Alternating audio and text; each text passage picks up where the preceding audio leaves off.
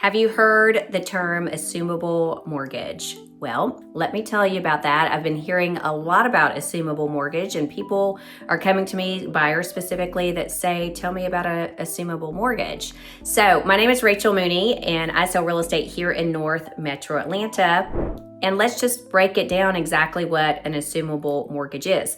So an assumable mortgage can be any mortgage that is an FHA, VA, so a governmental backed loan. You cannot do these on a conventional loan, but it would be where you actually take over the current seller's mortgage at their current rate.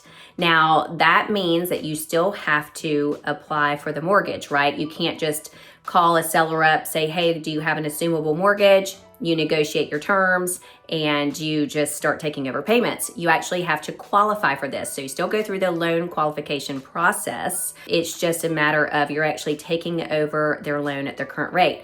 Why is this great? Well, back in 2021, 2022, when interest rates, before they started escalating, they were around 2.5%.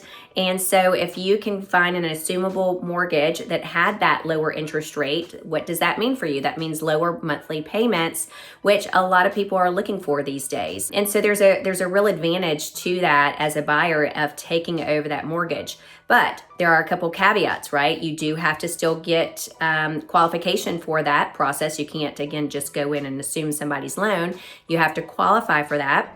And that process does take a lot longer. So typically, when you're assuming someone's mortgage, the time period is anywhere from 45 days, closer to 100 days to have that process done. And a lot of people don't do assumable mortgages, so that process tends to be a little bit longer.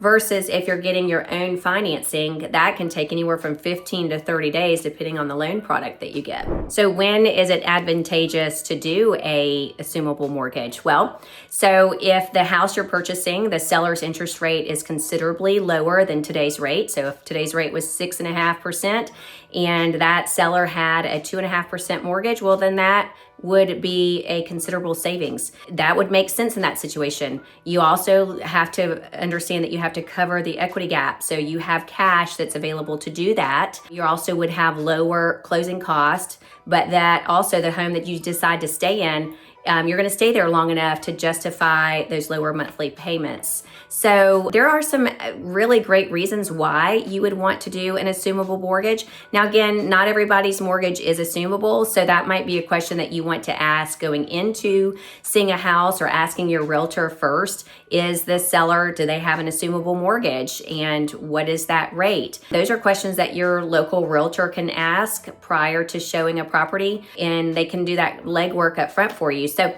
it's not an end-all be-all. It's not like the cure to finding the best house out there with the lowest rate, but it is a product that you can use and a strategy you can use that will help you get into a property in today's market, and having a monthly payment that is more sustainable for you. But again, you do have to have upfront costs that are associated with that. So you're not just taking over someone's mortgage at their current rate. There is a process that goes along with that. And then that timeline has to work out for you as well, because it's a much slower process than just going and getting your own loan. So I hope this is helpful for you. If you have questions on regarding assumable loans, reach out to me. Again, we're here to help you, guide you through this entire home buying process. Talk to you soon.